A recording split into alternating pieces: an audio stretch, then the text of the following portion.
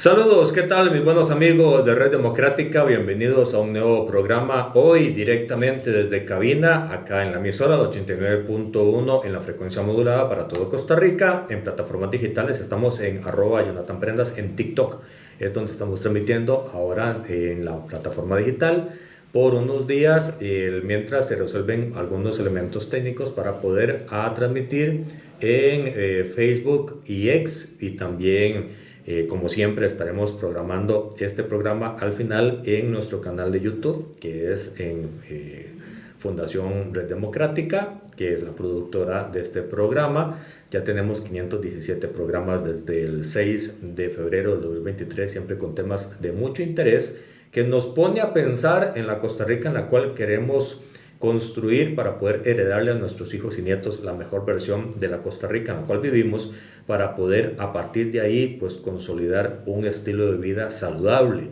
de bienestar, de co-creación, donde todos podamos sumar y podamos gestionar un mejor país. El día de hoy tenemos a Juan Guillermo Murillo. Él es director ejecutivo de Más Costa Rica, es una organización, una incubadora de liderazgo que ya por varios tiempo se ha dedicado a formar el criterio de líderes y personas que inciden en la opinión pública, ya sea por medio de elección popular, ya sea por otro tipo de activación de sus expectativas de sumarle al país.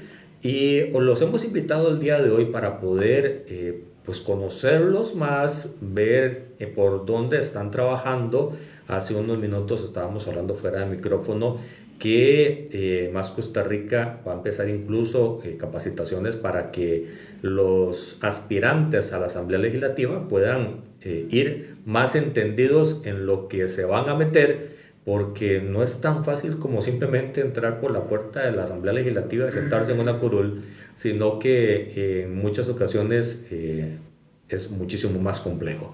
Pero vamos a hablar de lleno con Juan Guillermo para poder pues conocerlo y también conocer a Más Costa Rica. Bienvenido, Juan. Muy buenos días, Jonathan, un gusto saludarlo y saludar a toda la audiencia de Red Democrática y a todas las personas que nos ven por las diferentes plataformas y nos escuchan. Un gran gusto poder acompañarlo el día de hoy. Muchísimas gracias a vos, colega, politólogo. Así es, por ahí somos politólogos compartiendo camino en esta trayectoria profesional. Así es. Juan, Más Costa Rica, una incubadora de liderazgo. ¿Cómo nace la idea y por qué nace la idea? Bueno, muchas gracias, Jonathan. Quizás lo pongo en dos planos. Por un lado, la situación nacional, ¿verdad? Donde vemos que los partidos políticos cada vez son organizaciones con debilidades estructurales importantes en términos de lo que es el reclutamiento de personas nuevas para las estructuras partidarias, con debilidades en cuanto a la formación política de sus militantes, y también con una mala reputación frente a la ciudadanía. Digamos, esos tres elementos... Es la realidad. Exactamente, eso lo estábamos viendo. A nivel internacional, lo que estábamos viendo es que esto no es exclusivo el caso costarricense. Digamos, las agrupaciones políticas mantienen retos importantes en diversos países de América Latina. Y hay un movimiento desde la sociedad civil de cómo profesionalizar, cómo se puede apoyar la profesionalización de las personas que deciden aspirar a cargos de elección popular.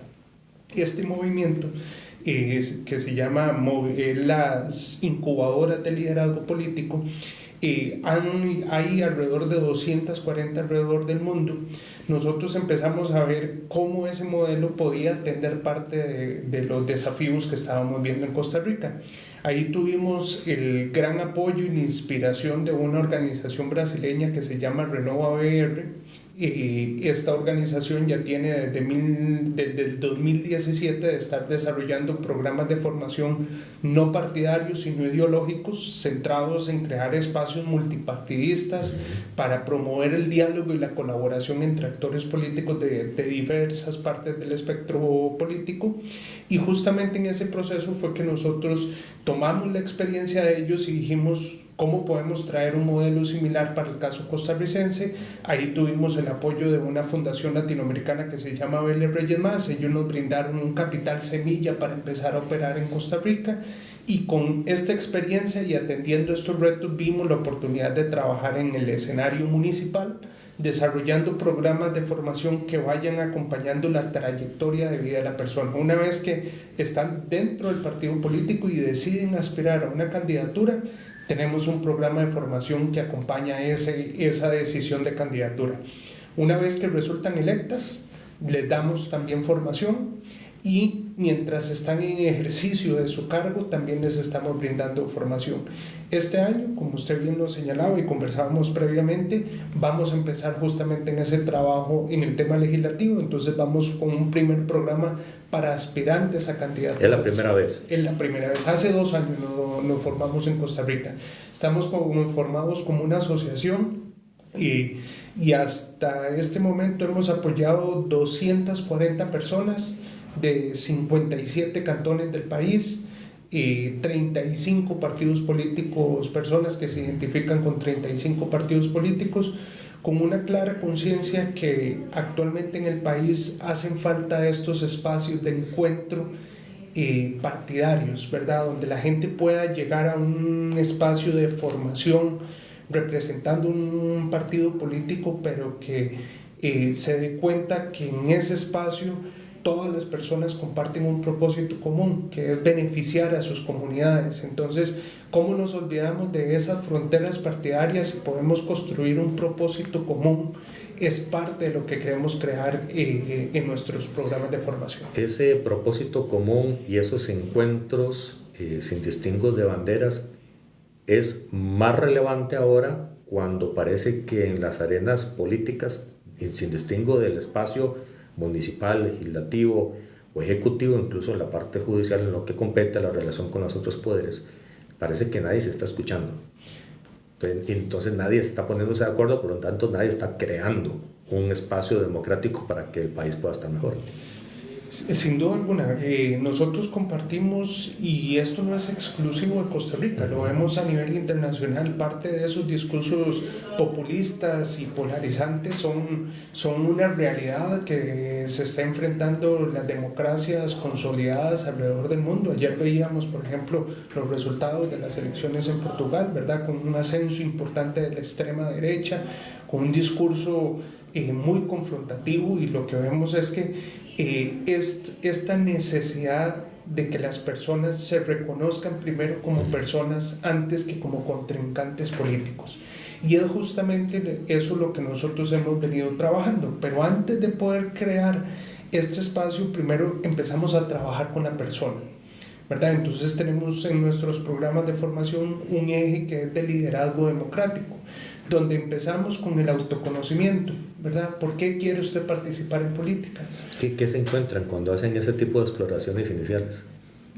¿Cuáles son los razonamientos de la gente? Cuando uno empieza a conversar con las personas, usted se da cuenta que la gran mayoría de personas que participan en el ámbito municipal son personas que lo hacen desde un lugar de mucho ánimo de contribución, de cómo pueden devolver algo que les dio esa comunidad, que les permitió desarrollarse, en muchos casos ya sea que les permitió ir a una carrera académica, cómo retribuyo lo que me dio, cómo personas que salieron de sus comunidades porque tuvieron que ir a estudiar y a trabajar quieren volver a sus comunidades a contribuir.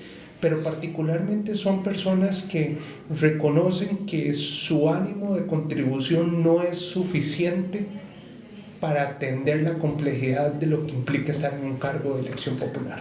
Exactamente eso te iba a preguntar. Del ánimo de quiero sumar, de quiero participar, de quiero devolverle a la comunidad, de ahí a lo técnicamente necesario para poder hacerlo, la gente está dimensionando qué significa ser regidor, síndico, concejal, alcalde, No, en su gran mayoría no, son personas que digamos, nosotros también buscamos siempre privilegiar a aquellas personas que no hayan tenido experiencia previa, porque reconocemos que más bien ahí es donde hay una necesidad importante de apoyar en la formación y la adquiriencia de conocimiento técnico y necesario para el desempeño de la gestión pública. Entonces lo que ahí vemos es que los partidos políticos muchas veces llegan y se acercan en periodo electoral a las personas y le dicen, mira, necesito un nombre, ¿verdad? Con el esquema de paridad que tenemos actualmente, esto también se presta para que entonces incorporen personas, mujeres, ¿verdad? Que les dicen, vea, es que necesitamos llenar la lista y necesitamos incorporar un nombre femenino dentro de la lista, o personas jóvenes. Pero es básicamente un acercamiento que ocurre en el marco del proceso electoral y se extingue en ese momento. Sin propósito. Exactamente. Entonces, ¿qué es lo que nosotros estamos viendo? Entonces, ¿cómo, entendiendo esa realidad de que los partidos tienen importantes dificultades para hacer programas de formación para todas sus candidaturas, un partido político, digamos, que presente nóminas completas en todos los cantones, en los de todos los cargos de elección popular, tiene que identificar al menos 6,000 personas, ¿verdad? Por lo menos. Por lo menos 6,000 personas para que lleguen a un proceso electoral municipal. Entonces, un partido político no tiene la capacidad en un proceso electoral como un municipal, que no hay deuda política anticipada para hacer procesos de formación. Entonces nosotros vimos que ahí hay un espacio de colaboración desde la sociedad civil para apoyar ese conocimiento. Cuando entonces uno llega y les dice, bueno, usted sabía que una persona en alcaldía tiene estas y estas y estas funciones y competencias, y estas son competencias exclusivas del Consejo Municipal. Ahí ya la gente empieza a decir, mira, entonces el regidor o la regidora no controla, no es el que toma las decisiones en tales ámbitos. No, efectivamente no, eso es competencia de la administración. Hay mucho desconocimiento. Sin duda alguna, hay mucho desconocimiento, pero también yo creo, Jonathan, viéndolo de manera muy positiva, ahí hay una riqueza impresionante, porque usted puede trabajar con personas que empiezan con muy poco conocimiento, que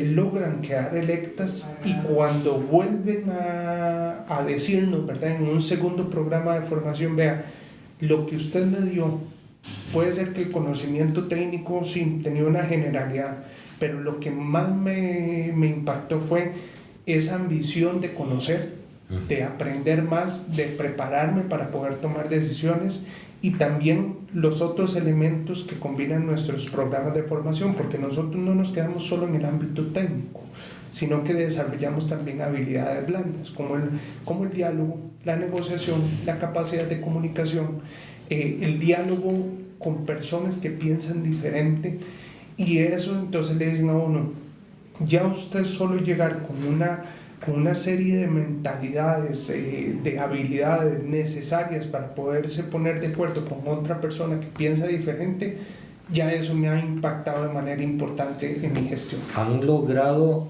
o han visto algún tipo de reticencia en personas que las ponen a conversar con sus enemigos, entre comillas, políticos?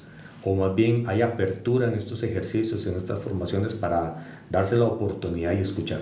Yo creo que sí, lo pondría más en el segundo escenario. Creo que también nuestros procesos de reclutamiento y selección, de evaluación de las personas, le cuento algunos datos.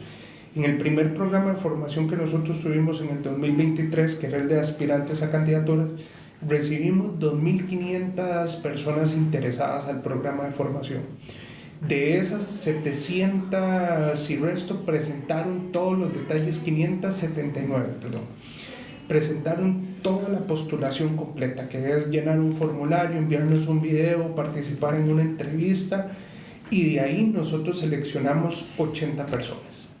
80 personas de 52 cantones del país, de 28 partidos políticos diferentes, que era lo que nos permitían los recursos económicos poder beneficiar.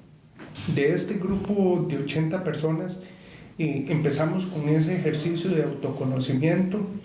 Luego del ejercicio de autoconocimiento, ¿cuál es la visión que yo tengo para mi cantón?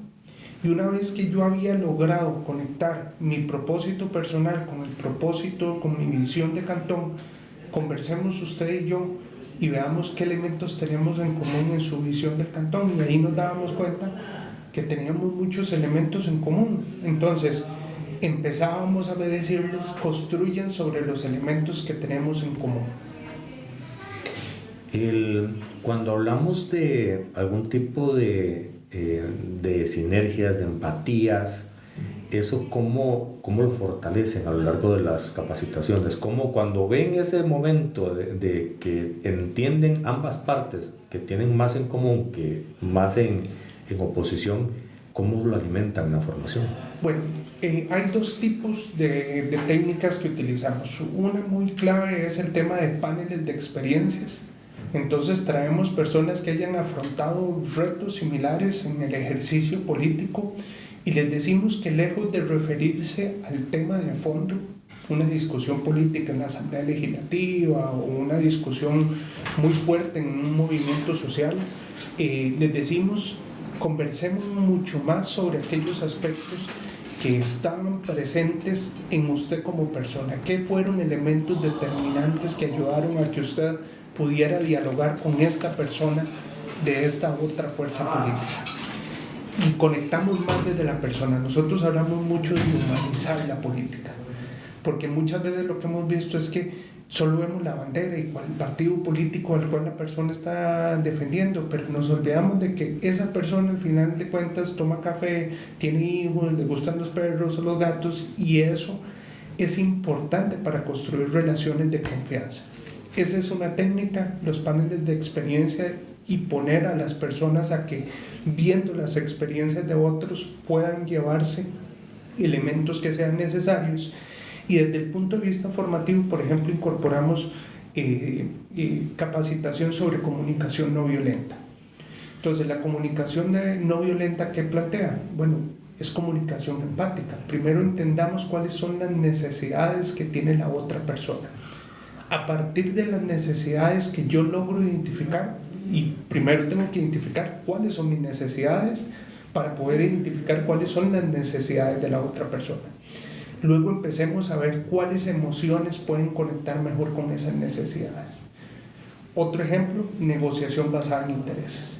¿Cómo diferenciar entre la posición, no, yo no estoy de acuerdo, con el interés? ¿Por qué usted, digamos, qué haría que usted estuviera de acuerdo? ¿Qué le gustaría ver usted de esta política? Y empezar a explorar un poco más con respecto a eso. Nosotros les invitamos siempre a las personas participantes de nuestros programas de formación que la curiosidad es un elemento fundamental en política.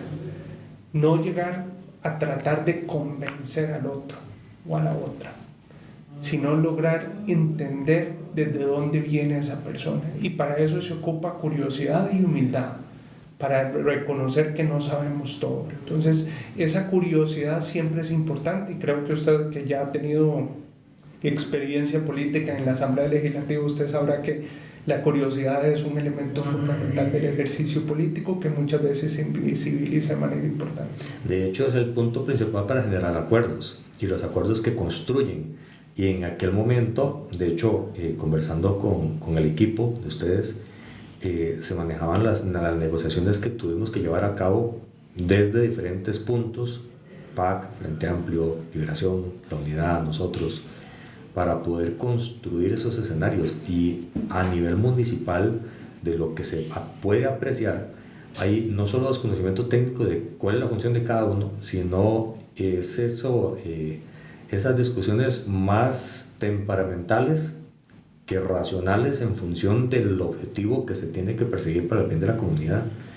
Estas capacitaciones que ustedes hacen en Más Costa Rica, ¿qué tan frecuentes son? ¿Qué niveles se pueden generar? ¿Qué participación constante de un mismo actor que se está capacitando se puede lograr? ¿Cómo es el escenario con ustedes? Ok, le comento, digamos, de los 3 programas que hemos tenido en el tema municipal, Actualmente vamos a empezar con el tema legislativo, que sería el cuarto programa que le quisiera comentar. Y ya hay gente inscrita para ser diputado. Sí, personas a 9 meses que ya tomaron la decisión de que van a buscar una candidatura. Entonces, en los 3 primeros programas de formación que tuvimos en el ámbito municipal, el de candidatura fueron 107 horas en 12 semanas. Era bastante intenso, eran entre 6 y 8 horas semanales de la persona interactuando con esas 80 personas. El segundo programa de formación, que fue para personas electas, lo desarrollamos entre marzo y mayo del 2024. Era menos tiempo, teníamos 6 semanas. Ese programa fueron 54 horas de formación con 83 personas que participaron. De las 80 primeras, 13 resultaron electas. Para la segunda. En las elecciones municipales, y 13 de esas, hubo 12 que se sumaron al segundo programa de formación.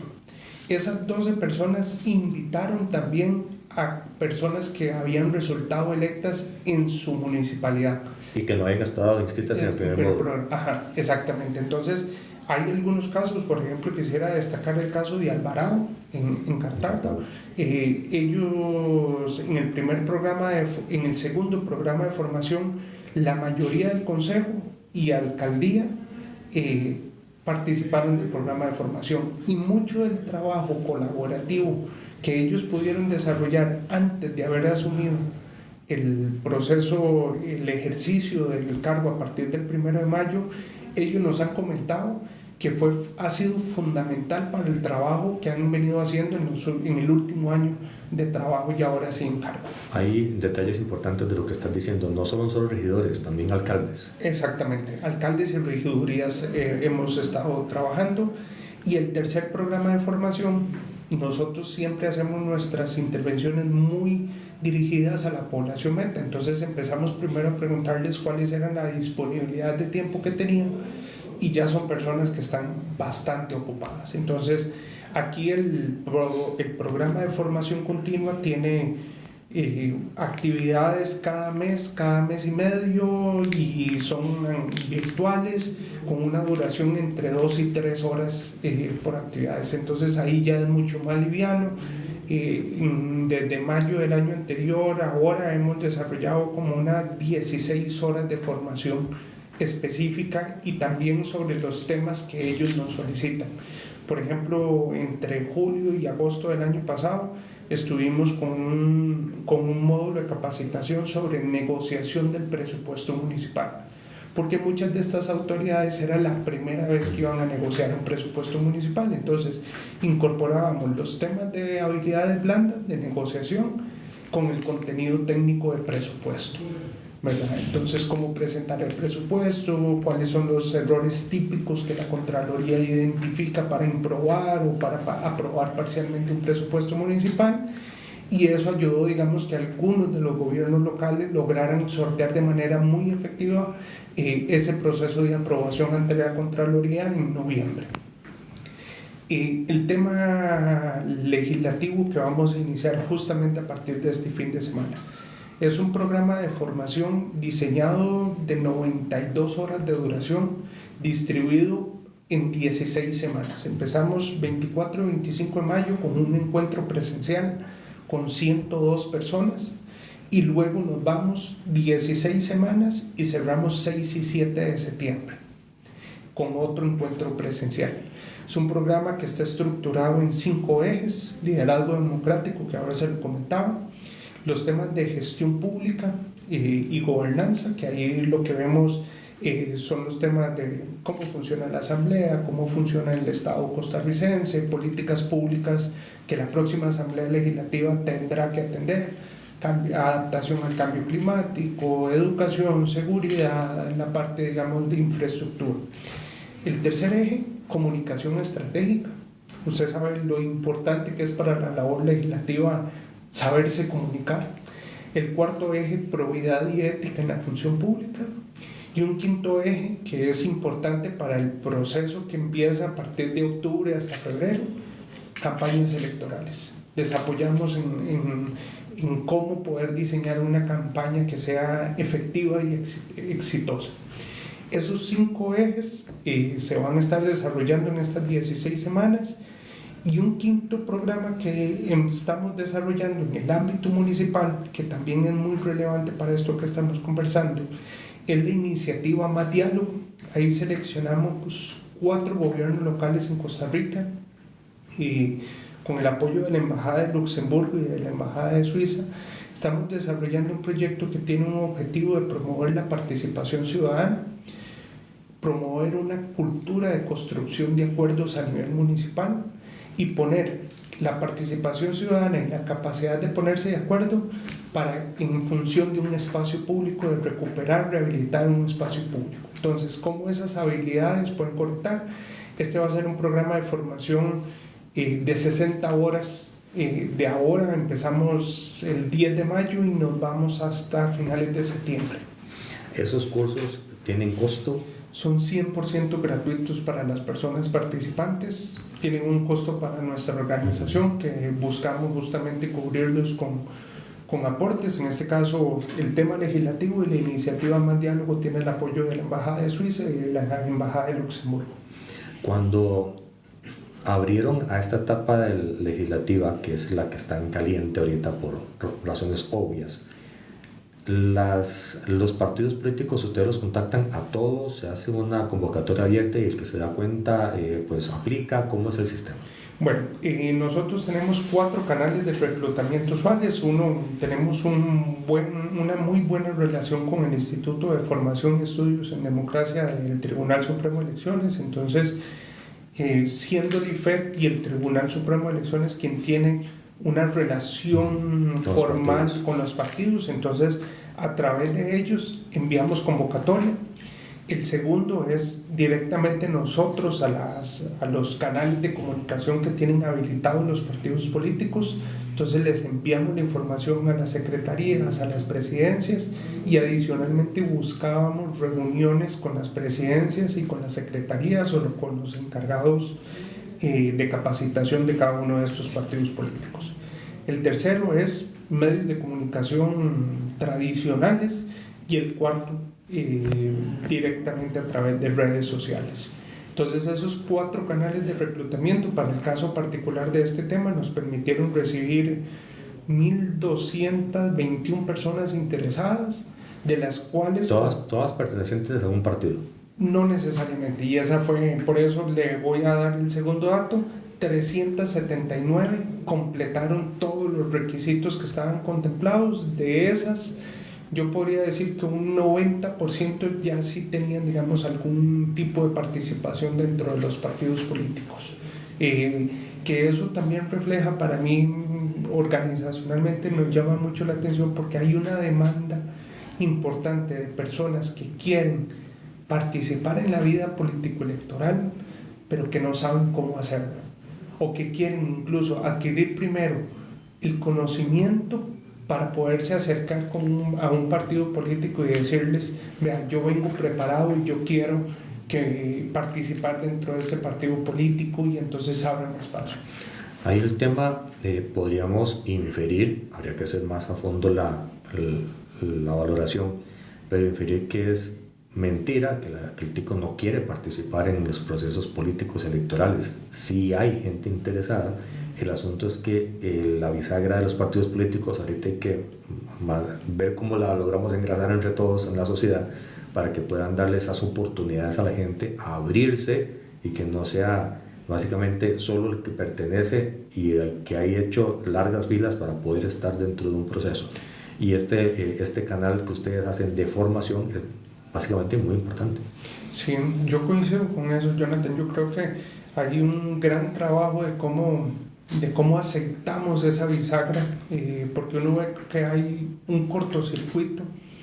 Yo creo que desde el punto de vista, digamos, de la cantidad de partidos políticos, uno ve que la gente está buscando proponer, crear oferta que sea atractiva para el electorado. Creo que el electorado y las personas que quieren involucrarse y participar no necesariamente identifican muy bien cuáles son las diferencias que existen entre el partido A y el partido B. Hay algunos elementos de esa propuesta programática e ideológica que pueda diferenciar, pero también está sobre la capacidad real que tienen estas personas de motivar e integrar nuevas personas dentro de las estructuras. Y adicionalmente yo lo que veo es que hay muchas personas que están reconociendo que la situación tiene que cambiar, y una parte de ese cambio pasa por tomar acción, por querer involucrarse y tomar una participación activa. También creo que hay una, ¿cómo decirlo? Se le baja el piso a la complejidad de la labor legislativa o de la labor. Eso te iba a preguntar, si las expectativas son de eso lo puede hacer cualquiera y tiene que ser fácil, a lo que realmente es, que es totalmente todo lo contrario. Yo creo que hay un poco de eso dentro de las personas que uno tiene la oportunidad. Hay muchas personas que se aproximan y le dicen a uno, mira, es que yo fui muy exitoso en el ámbito empresarial, he sido muy exitoso en el sector privado y entonces yo voy a meterme en la función pública para cambiar eso. Entonces uno empieza a conversar con ellos y un primer elemento es, bueno, usted tiene que saber que a diferencia del sector privado, usted solo va a poder hacer en el sector público lo que la ley le permita. Y eso, digamos, plantea una diferencia sustancial en la labor privada, donde usted puede hacer todo lo que la ley no le prohíba. Entonces, cosas tan simples como el principio de legalidad, simples, digamos, en términos de cómo se dice, pero en cómo estas personas dicen, mira, yo creo que yo lo puedo hacer mejor. ¿Por qué? Usted se da cuenta que entonces es como, no, es que la persona que está ahí no siento que lo esté haciendo de la mejor manera. Entonces ahí uno empieza a decir, bueno, para esto existen organizaciones como Más Costa Rica que pueden apoyarle, dándole herramientas, conocimientos que sean necesarios para que usted por lo menos pueda entender a qué es lo que se va a topar cuando llegue al cargo. En este proceso de selección que hicieron de poder elegir de estos 1000 y resto a estas personas que van a estar empezando el fin de semana, cuando veían la nota de solicitud, ¿ustedes ven que están entendiendo ellos en lo que se quieren meter, o eso es algo que van a ir ellos conociendo durante el proceso de la formación, de cambiar el switch de creí que era esto a realmente es esto otro? Creo que no podría generalizar en el grupo, todavía digamos, creo que hay una mezcla, hay una mezcla de personas y el programa justamente, porque quizás le cuento cuáles son las variables que nosotros consideramos. Uno era el tema de diversidad partidaria. Hay partidos de todo tipo. Ajá, hay 23 partidos políticos, ahí están los partidos tradicionales y partidos que van a participar por primera vez en este proceso electoral. Personas de todos los grupos de edad, personas desde los 21 años hasta los 71 años, personas que vinieran de las 7 provincias del país, adicionalmente personas que vinieran de diversas trayectorias de vida, profesionales y diversas visiones, y que fuera paritario en términos de sexo. No tiene que ser profesional necesariamente. No, señor. De hecho, tenemos personas que tienen primaria completa y hay personas que tienen 2 doctorados. Y es que esa selección que ustedes hacen no solo es correcta, sino que es real, porque en la Asamblea Legislativa el que queda electo hay que entender que representa a un grupo de la población. Así es. Y todos somos parte de Costa Rica.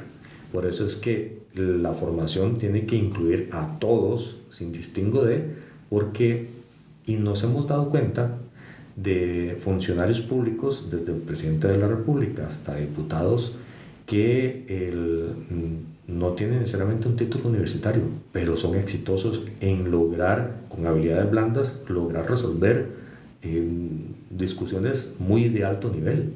Así es, y justamente, como usted bien lo dice, la Asamblea Legislativa es representativa de la sociedad que tenemos. Y eso justamente, digamos, nosotros buscamos trasladarlo en la conformación de un grupo, porque nos parece también que es importante que las personas puedan exponerse desde ya a lo que podría ser la labor legislativa, tener que dialogar con una persona que piensa completamente diferente a ellos, porque su trayectoria, su ubicación geográfica, el partido que representa es completamente diferente a lo que usted ha estado acostumbrado.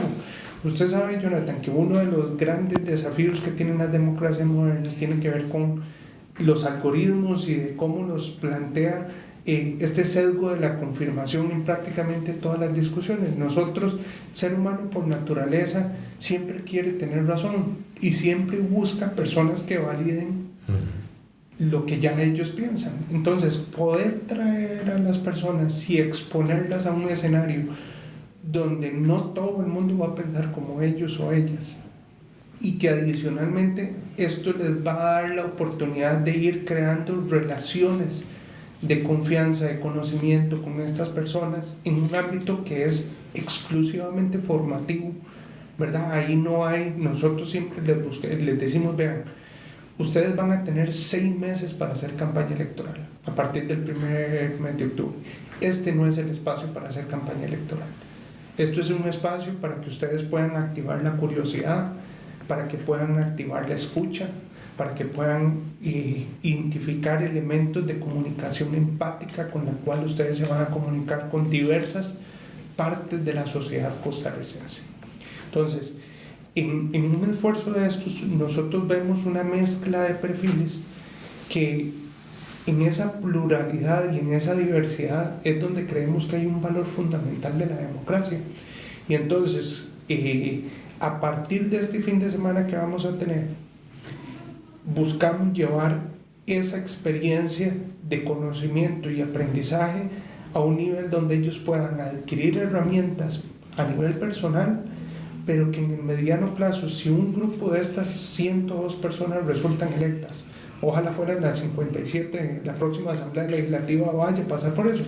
La realidad es que sabemos que no va a ser así.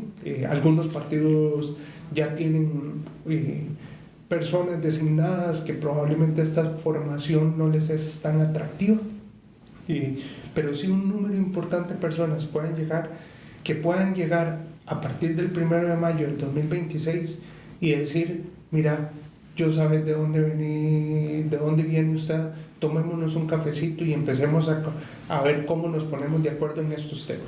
¿Es esa, o más bien, cuál es el objetivo, cuál es el fruto que ustedes quisieran ver en cosecha el 1 de mayo del próximo año, viendo estas formaciones? ¿Qué les gustaría ver como hecho realizado y consumado? Bueno, esa es una excelente pregunta, Jonathan. Este programa fue diseñado con un objetivo que tiene 2 partes. Un objetivo que es promover el diálogo, el entendimiento y la colaboración entre actores políticos de diversas orientaciones ideológicas y diferentes afiliaciones partidarias. Es decir, cómo se pueden poner de acuerdo, entenderse y dialogar personas que vienen de diversas trayectorias. Y el segundo elemento es proveer insumos para que actúen democráticamente ante los desafíos que tiene el país. Estos 2 elementos quisiéramos ver en fruto consumado a partir de mayo, una asamblea legislativa que pueda ponerse de acuerdo sobre los grandes desafíos que tenemos en el país, y no solo en el qué, sino en el cómo vamos a resolver esos desafíos, temas de seguridad, de educación, de adaptación al cambio climático y todos aquellos otros temas que son necesarios para que la gente siga confiando en la democracia como mejor sistema político, y que las personas también puedan ver una democracia que resuelve. Porque yo creo que al fin y al cabo, cuando uno se sienta a conversar con todas las personas que pueden valorar de manera positiva o decir, mira, yo estoy dispuesto a explorar un régimen que no sea democrático, siempre y cuando me resuelva los problemas. Ahí, en esa segunda parte, es donde para mí es donde requerimos mayor innovación democrática, es en esa capacidad de la democracia de dar respuesta a las demandas legítimas que tiene la sociedad sobre cómo está funcionando nuestro sistema político. ¿Crees que alguno de los problemas más sólidos que tiene nuestro régimen democrático es que no sabemos qué hay que arreglar, cómo hay que arreglarlo y sobre todo no tenemos la luz larga activa como para tener una claridad específica de los pasos a seguir? Yo creo que si estamos en un escenario cortoplacista, en las últimas discusiones uno ve cómo no tenemos esa luz larga. Coincido con las valoraciones que realiza el informe Estado de la Nación en ese tema de que perdimos la capacidad de poner la luz larga. Yo creo que hay algunos elementos sobre los cuales tenemos que partir, que son premisas de cómo está diseñado nuestro sistema. Este es un sistema que implica la colaboración entre los poderes del Estado necesariamente. Uno ve incluso el mismo Estado de la Nación lo reseñaba de manera muy clara en el último informe. Aquí ni el Poder Legislativo ni el Poder Ejecutivo tienen la capacidad de imponerle la agenda a uno o al otro. Si podemos tener una Asamblea Legislativa que tenga un diálogo mucho más colaborativo con el Poder Ejecutivo, podríamos ver un trabajo, por lo menos, que aquellos elementos sobre los cuales hay acuerdo puedan avanzar. Y creo que ahí pasa de buena manera el trabajo, ¿verdad? Porque uno podría decir que esto es responsabilidad de los partidos políticos, esto es responsabilidad del Tribunal Supremo de Elecciones, esto es responsabilidad de la Asamblea Legislativa. Puede ser que algunos de estos sectores tengan responsabilidad, pero nosotros como ciudadanía, como una asociación de la sociedad civil, también vemos una responsabilidad y por eso es que decidimos tomar esta decisión de involucrarnos y participar con una contribución de este tipo. Los pasos a seguir después de este cuarto y quinto módulo que van a aplicar van a ser cíclicos en función de los ciclos electorales. Sí, si los recursos lo permiten, ese es nuestro objetivo, mantener programas que vayan acompañando la trayectoria de vida. Si los recursos nos permitieran en un mediano plazo, yo creo que relacionado a algo que conversábamos ahora hace unos minutos, yo creo que cómo podemos hacer restaurar ese canal entre la gente que quiere participar y los partidos políticos que necesitan gente fresca, nueva, que se incorpore. ¿Cómo podemos arreglar ese canal de comunicación, apoyar, verdad?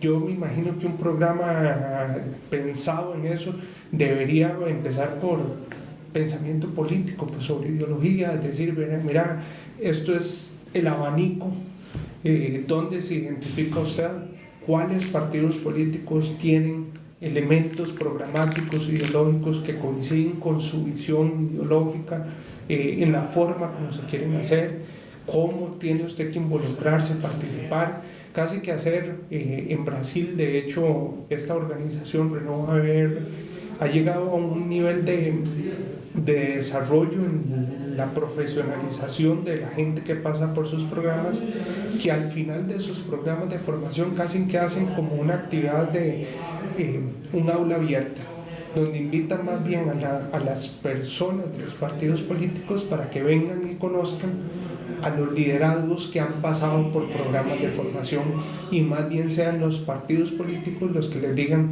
venga, yo quisiera que usted participe. A la inversa.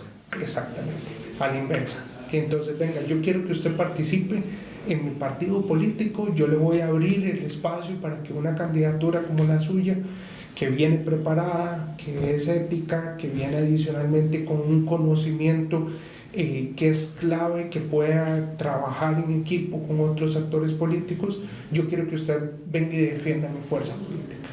Entonces, eso ha ido cambiando. Nosotros tenemos 2 años, yo esperaría que en el mediano plazo podamos crear incluso ese tipo de sinergias con los partidos políticos y decirles, vean, Estos son personas que ya pasaron por este programa de formación. Usted necesita una persona que vaya de candidata a una regiduría en el cantón de Los Chiles. Bueno, este es un abanico de personas que han pasado por estos programas de formación. Acérquese, ¿verdad?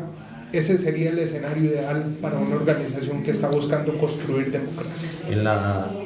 En el diagnóstico que hicieron ustedes en Más Costa Rica para nacer, para desarrollarse y para crecer, y la valoración que han hecho de los aspirantes que hasta ahora han llegado a los procesos, ¿han visto que se haya o que se esté dando algún tipo de intolerancia a nivel de la relación entre los poderes de la República, de lo que significa ser parte de un poder de la República, de ser parte de una municipalidad? Es decir, ahorita mucho se señala que el culpable es la municipalidad, que el culpable es la asamblea, que el culpable es el poder judicial, que el culpable es el poder ejecutivo, pero de lo que se señala, la realidad, falta mucha tela que cortar. ¿Cuál es la realidad que ustedes han visto? Vieras que yo ahí sí me separo de ese diagnóstico, Jonathan, en términos de que muy probablemente el tipo de personas que nos buscan son personas que han tomado la decisión de participar, y adicionalmente es personas que ya reconocen que tienen algunas debilidades o que quieren adquirir mayores competencias para poderse desempeñar efectivamente. Entonces eso hace que la población que nosotros recibamos son personas que están muy claras, ¿verdad?, sobre el tema de la importancia de la municipalidad, de los poderes legislativos, de la división de poderes. Sí hay mucho desconocimiento, eso sí, ¿verdad? Sí hay como que explicar por qué existe el control de constitucionalidad, por qué, digamos, por qué la aprobación presupuestaria de los gobiernos locales tiene que ir a la Contraloría, ¿verdad? Todos estos mecanismos de control de pesos y contrapesos que tiene el Estado costarricense, sí hay que explicarlos. Hay un área que a mí me sorprendió muchísimo,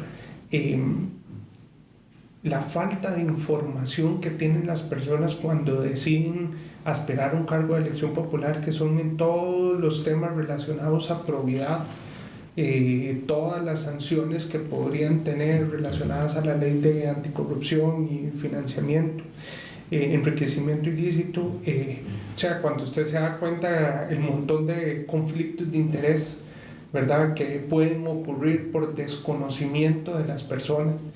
De hecho, conversando con algunos órganos de control, cuando estábamos diseñando el programa de formación, nos decían ellos que ellos en cada ciclo, en el tema municipal, en el primer año de funciones, más o menos el 80% de los casos que se presentan son por desconocimiento. O sea, sí hay algunos que van con dolo, que adrede se metieron. Pero la gran mayoría fue, mira, le llegó una carta al consejo con una denuncia y leyeron con nombre y apellidos toda la información de la denuncia. Bueno, y la ley de control interno implica que una denuncia tiene que resguardarse la identidad de la persona, pero lo dijeron en sesión de consejo, van sancionados todos.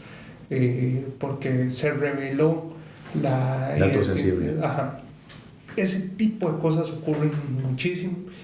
Ahora bien, yo creo que sí hay algo que nosotros sí identificamos recientemente en estos programas, es que sí hay una valoración cada vez más positiva sobre la conveniencia de tener un líder fuerte que cumpla sus promesas aunque no cumpla las reglas.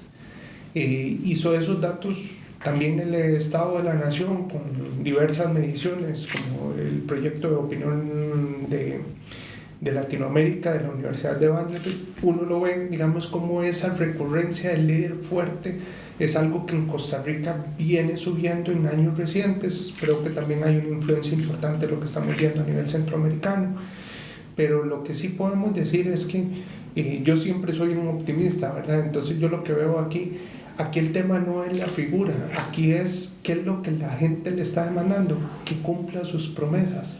Entonces, si podemos generar que los liderazgos democráticos tengan la capacidad de dar respuestas a las demandas que tiene la ciudadanía de manera democrática y rendir cuentas por esas decisiones que tomen, para mí ahí vamos solucionando parte de los reclamos que la gente tiene legítima de cómo se ha venido desarrollando el sistema político. Casi que ya finalmente, para ir cerrando el programa, Juan, cuando a ustedes les llegan aspirantes, ¿cuál es la curiosidad inicial de ellos? ¿Qué es lo que ellos esperan aprender de ustedes? Bueno, el primer elemento es que reconocen que no hay formación específica como la que nosotros desarrollamos, ¿verdad? Aquí nosotros no le decimos, nosotros no nos metemos en temas ideológicos, programáticos, eso es responsabilidad de los partidos políticos. Nosotros nos centramos en aquellas habilidades, conocimientos y destrezas que necesita una persona para ocupar un puesto de elección popular. Entonces, la focalización y profesionalización de nuestros programas específicamente diseñados para el tema municipal o para el tema legislativo es un elemento que destaca. El segundo elemento, la calidad de los facilitadores. Estos son programas de formación donde nosotros tenemos facilitadores internacionales, donde adicionalmente traemos a las principales instituciones de Costa Rica, ¿verdad? Para que nos apoyen en la formación. El tercer elemento que ellos destacan es la oportunidad de conocer a otras personas que están asumiendo retos similares a los que ellos están haciendo. Entonces, ¿cómo se genera la sinergia entre el vicealcalde de Nandayure con la vicealcaldesa de Garavito? Que si no es en un proceso como estos, muy difícilmente se van a conocer. Y entonces, ¿cómo más Costa Rica sirve para generar esas conexiones entre personas de un partido político cantonal y un partido político nacional que están ubicados en dos provincias diferentes y que no se hablarían si no fuera facilitado porque ya se conocieron en un proceso de estos? ¿Satisfechos de lo que han hecho hasta ahora?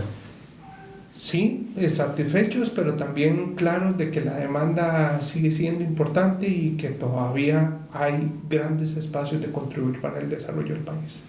Juan, ya estamos llegando a la parte final, que estaba fijando en el reloj. Estamos llegando a la parte final del programa y pues el mayor de los éxitos en este proceso legislativo es clave por los temas muy sensibles que viene para la siguiente asamblea, como la elección de 14 magistrados al menos. Y aparte de ahí vienen probablemente otras reformas constitucionales y otros temas que se han ido postergando por N cantidad de razones, muchas de ellas apaga-incendios temáticos durante el periodo constitucional, pero que mucha de la preparación que se van a hacer es definir los ejes de acción de los actores políticos para que no quieran resolver el planeta completo, sino resolver la hoja que le toca resolver. Así es, completamente claros en esa responsabilidad que hemos asumido y la asumimos con un compromiso democrático, institucional y también a nivel personal. Sin duda alguna, yo creo que estamos a las puertas de la última oportunidad en la primera parte de este siglo XXI de corregir rumbo para el bienestar de la gran mayoría de costarricenses, y justamente el trabajo de Más Costa Rica es un granito de arena en un desafío tan importante como el que vamos a asumir a partir del 26. Muchísimas gracias, Juan. Gracias a usted, Jonathan. Y muchísimas gracias a todos los que han estado en sintonía de Red Democrática el día de hoy. Ha sido un programa para aprender que sí se puede juntos construir una mejor democracia. Mañana, 10 de la mañana, no se lo pierdan.